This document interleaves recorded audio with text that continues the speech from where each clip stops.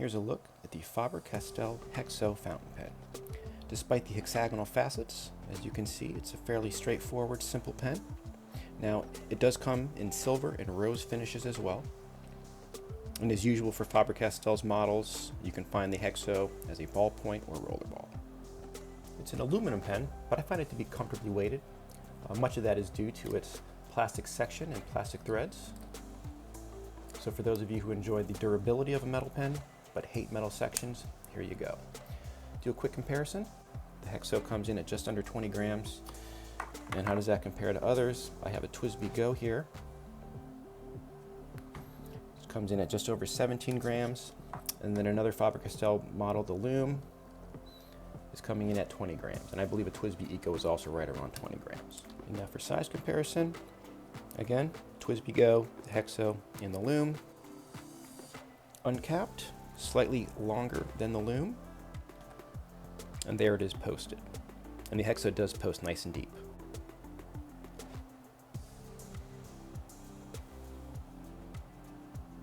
The finish on this black version is really nice, smooth, feels great in the hands, no issues there. And it has a nice, simple metal clip, although it is quite tight. It's a snap cap, and the cap has these little notches that ensure the facets always line up. If you see here, I think you can just barely make out the point of those notches that go around the inside of the cap. The system, the notches work great, very forgiving, meaning you don't have to pay attention when capping the pen. I cap it all the time without looking, and I never have an issue with it not fitting in place. And then of course, it lines up each time. The Hexo takes standard international cartridges or converters. As noted, the section and threads are plastic. Now, I don't know anything about plastic, but the threads, they feel durable. I wouldn't anticipate any issues with cracking. Moreover, to ensure you don't over tighten the barrel, there is this hook and latch system which snaps the section and barrel into place. There's a notch on the threads, and there you can just make out the little piece on the inside of the barrel. As far as the nib, it features the classic Faber-Castell look with the little dots.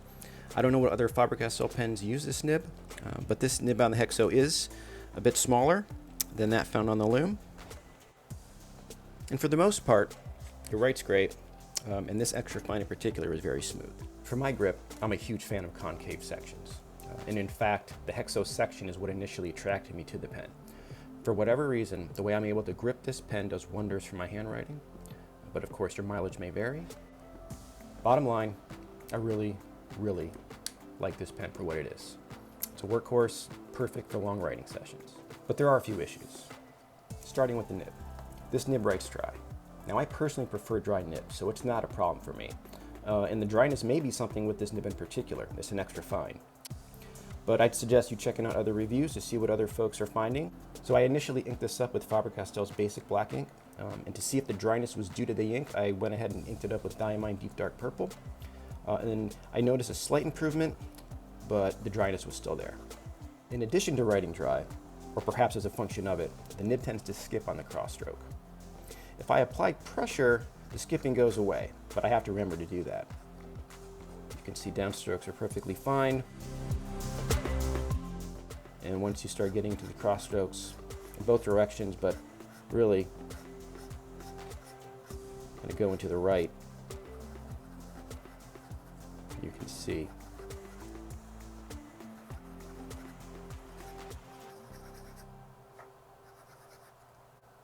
And with a bit more pressure, no problems at all. So if you already have a slightly heavy hand, this may not be noticeable to you. Another issue has to do with the section. Now, I don't know if it's due to the hook and latch system that snaps the section in place, but when I first got the pen, the section screwed in and it was completely solid with the barrel. After a couple weeks of use, I noticed a slight wiggle when I was writing. Now, it's quite minor, and I'm not sure if you'd be able to see it, but there is a little play from side to side. And as I say, it was not like that right out of the box.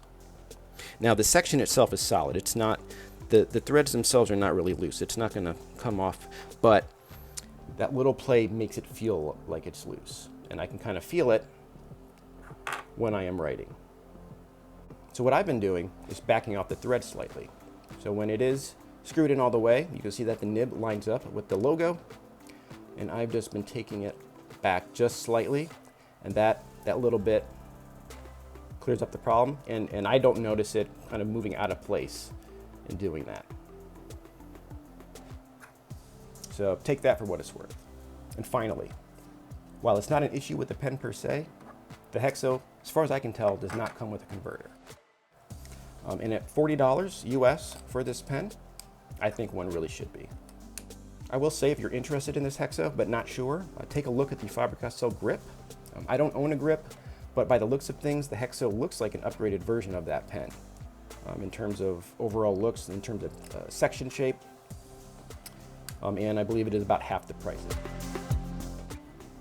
If I had to sum up this pen in one word, it would be comfortable.